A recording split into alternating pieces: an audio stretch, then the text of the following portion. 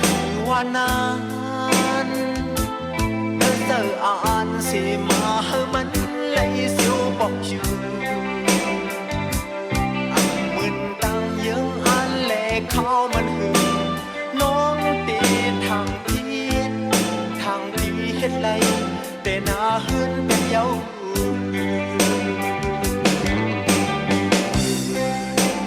ความสั่งสอนเมื่อนั้นเสียวซึ่งการขนานก็ลุกแล่นว่าส่วนเธอเสียวมีเงินแลมาขุดแสงวนถึงตาหา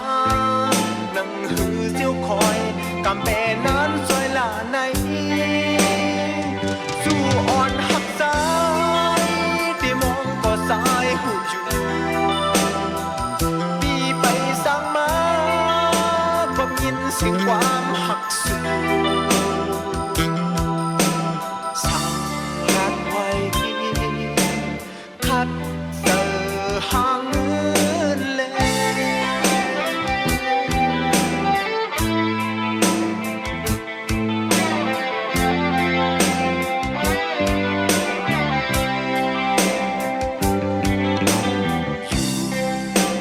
วนอยู่มามปอกใน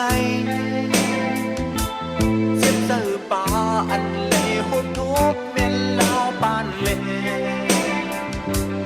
สีลายขึ้นเขายามอันมาขุดแสงมีเสียงเดียว